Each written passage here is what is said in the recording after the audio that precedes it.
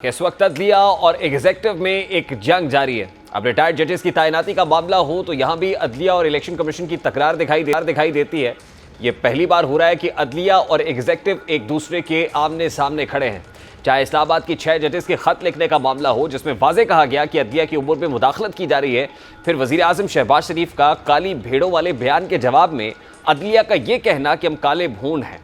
और अब जबकि अदलिया और एग्जेक्टिव में यह जंग जारी थी कि जस्टिस अतर मिनल्ला का नैब तरामीम केस को बराह रास्त नशर करने के हवाले से जो डिसेंटिंग नोट है वो सामने आ गया है। इख्तलाफी नोट में मुक्तदरा और अदलिया के इख्तलाफात को यूँ लगता है कि जैसे मजीद हवा मिल रही है। जस्टिस अतर मिनल्ला की जानिब से जारी करदा इख्तलाफी नोट के मुताबिक उन्होंने केस की कार्रवाई को बराह रास्त नशर करने की दरख्वास्त को मंजूर किया और लिखा कि बुनियादी हुकूक के तहफ़्फ़ुज़ के लिए बराह रास्त ये केस दिखाना ज़रूरी है। जस्टिस अतर मिनल्ला ने लिखा कि नैब तरामीम केस की 31 अक्टूबर 2023 साल 14 मई की समात बराह रास्त नशर हुई। बानी पीटीआई इमरान खान मुल्क की सबसे बड़ी सियासी जमात के सरबराह हैं। सबसे बड़ी सियासी जमात के सरबराह होने के नाते बानी पीटीआई इमरान खान को लाइव दिखाना किसी कानून की खिलाफ वर्जी नहीं है। जस्टिस अतर मिनल्ला ने लिखा कि जुल्फ़िकार अली भुट्टो को जब फांसी दी गई वो आम कैदी नहीं थे। बेनज़ीर भुट्टो और नवाज शरीफ को भी आम कैदी की तरह से नहीं रखा गया, वो भी आम कैदी नहीं थे। उन्होंने लिखा कि साबिक़ वज़ीर आज़म के खिलाफ नैब इख्तियार का गलत इस्तेमाल करता रहा। साबिक़ वज़ीर आज़म को अवामी नुमाइंदा होने पर तज़लील का निशाना बनाया गया, उन्हें हिरासा किया गया। नोट में लिखा गया कि इमरान खान भी आम कैदी नहीं है, उनके कई मिलियन पैरोकार हैं, यानी कई उनके मिलियंस ऑफ फॉलोअर्स हैं। हालिया आम इंतखाबात के नताइज इसका सबूत हैं। जस्टिस अतर मिनल्ला ने इख्तलाफी नोट में मज़ीद कहा कि बानी पीटीआई ने साबिक army chief general Qamar Javed Bajwa को एक इंटरव्यू में सुपर किंग करार दिया। बानी पीटीआई ने कहा कि जनरल रिटायर्ड बाजवा नैब को कंट्रोल कर रहे थे।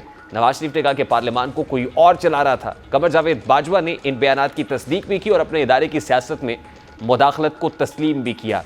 अब एक तरफ अदलिया एग्जेक्टिव में घुमसान का रन पड़ा है तो वहीं दूसरी जानिब तहरीक इंसाफ है जिसका मुकाबला भी मुक्तदरा से चल रहा है। अब रिटायर्ड जजेस की इलेक्शन ट्राइब्यूनल में तैनाती के हवाले से शुएब शाहीन फरमा रहे हैं कि वो इलेक्शन कमीशन के खिलाफ जुडिशल कमीशन जाएंगे। ये एक और जो इस वक्त एग्जेक्टिव और जुडिशरी के माबैन खुला हुआ है। किया हो वो अपने उस केस का फैसला खुद करेगा। इलेक्शन कमीशन, रिटर्निंग ऑफिसर और तारिक फजल तीनों ने जुर्म में हिस्सादार हैं। वो ये फैसला करेंगे कि हमारे केस का फैसला कौन सा जज करे। ये जो ऑर्डिनेंस आया है इस कठपुतली हुकूमत की शिकस्त का मुंह बोलता सबूत है। और इलेक्शन कमीशन ने जो कल ऑर्डर पास किया है उसने अपनी रही सही जो थोड़ी बहुत इज्जत थी उसको भी दागदार कर दिया है। सुप्रीम जुडिशल काउंसिल में मैं पिटीशन फाइल करूंगा। इस वक्त सीनियर सहाफ़ी तज्ज़ियाकार रिजवान रज़ी साहब हमारे साथ मौजूद है। अस्सलाम वालेकुम रिजवान रज़ी साहब, बहुत बहुत शुक्रिया आपके वक्त के लिए। आपको याद होगा वज़ीर आज़म साहब ने अदलिया में काली भेड़ों की तरफ इशारा किया था और फिर जस्टिस अतर मिनल्ला ने इस स्टेटमेंट को रिस्पॉन्ड किया था। अटॉर्नी जनरल से कहा था कि वज़ीर आज़म साहब को जाके बताइएगा कि काली भेड़ें नहीं, हम ब्लैक बम्बल बीज, काले भूंड हैं। तो ये बड़ा स्ट्रॉन्ग मैसेज था अटॉर्नी जनरल को वज़ीर आज़म को देने के लिए। लेकिन अब जस्टिस अतर मिनल्ला का एक डिसेंटिंग नोट भी आया है बराह रास्त नशरियात से मुताल्लिक और उसके अंदर जो कुछ लिखा है लगता यह है कि काले भूंड वाकई हुकूमत और मुक्तदरा के लिए दर्द सर बने हुए हैं। Is it? देखिए, अब ब्लैक बम्बल बीज हो या काले भूंड हो, इनको देखना तो हुकूमत की जिम्मेदारी है ना। अख्तियार तो हुकूमत के पास है और पार्लियामेंट, ऑल पावरफुल पार्लियामेंट उनके पास है, तो वो देखना तो उनकी जिम्मेदारी है। लेकिन देखिए, ये वाला फैसला जो है, ये इख्तिलाफी नोट है, इसमें जो मुस्बत बात है या जो सिल्वर लाइनिंग है वो ये है कि ये 5 में से 1 जज का फैसला है और यानी कि ये वाली सोच 20% लोगों की नुमाइंदगी करती है बेंच की हद तक। लेकिन इससे हट के देखिए, यही जज साहब जो हैं, जब ये हाई कोर्ट के जज थे तो वहां पे नवाज शरीफ साहब को, जो कि उस वक्त कॉन्विक्टेड थे, उनका नाम लेने के ऊपर पाबंदी लग गई थी और जो लोग नाम लेते थे वो मुजरम नवाज शरीफ कहते थे, जो दुनिया के अंदर सहाफत की तारीख के अंदर कभी भी ऐसा नहीं हुआ कि आप अगर किसी बंदे का नाम लें और उसके साथ उसकी कन्विक्शन को मेंशन करें। लेकिन बहरहाल ये हुआ और उसके खिलाफ कि उनका नाम लेना ही नहीं, लेना तो है तो उनको ह्यूमिलिएट करके लेना।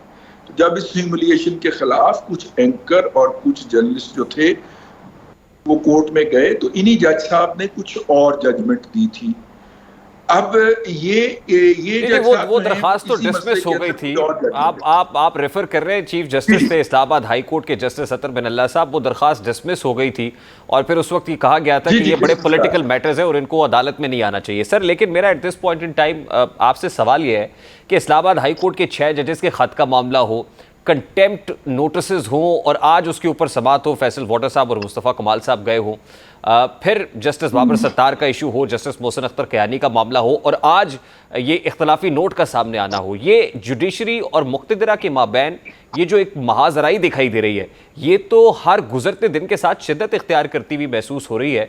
तो इस कॉन्टेक्स्ट में ये कितना बड़ा चैलेंजिंग या अपहिल टास्क होगा हुकूमत के लिए इसको अबूर करना, क्योंकि एक तरफ हुकूमत और इस्टेब्लिशमेंट या मुक्तदरा ये चाहती है कि 9 मई के मुल्ज़िमान को जब तक करार वाक़े अंजाम तक नहीं पहुँचा दिया जाता तब तक हम प्रोग्रेस नहीं कर सकते, मामला आगे नहीं बढ़ सकते, और दूसरी तरफ से आप देखते हैं कि रिलीफ मिलता है हर गुजरते दिन।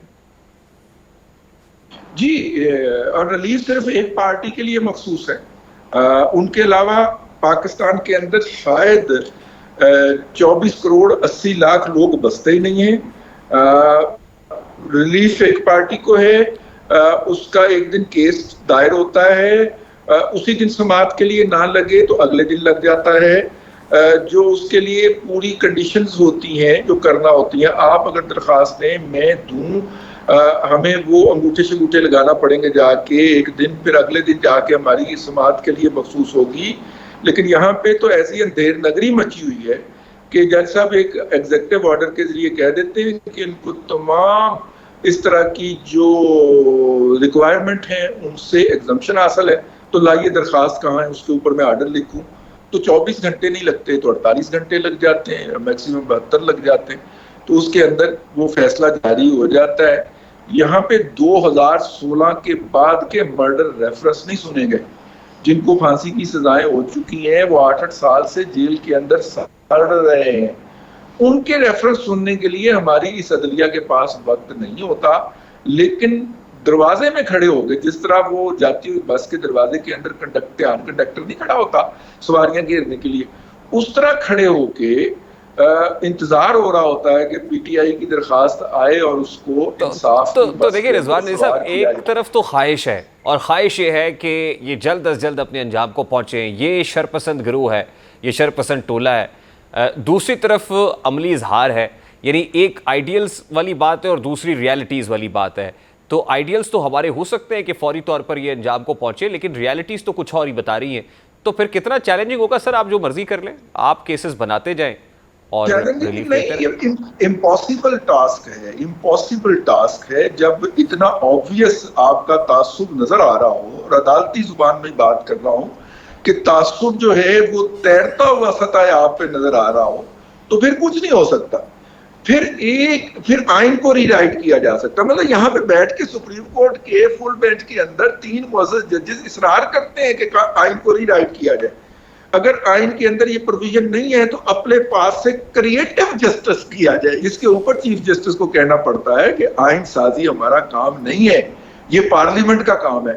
लेकिन माजी के अंदर ये होता रहा है। 63A की एक जो है वो लेबोरेशन तब होगी जब वो एक मखसूस पार्टी को सूट करेगी, लेकिन अगर वो मखसूस पार्टी उसी सिचुएशन में फंस जाए तो फिर हम उसको रिवर्स कर देंगे।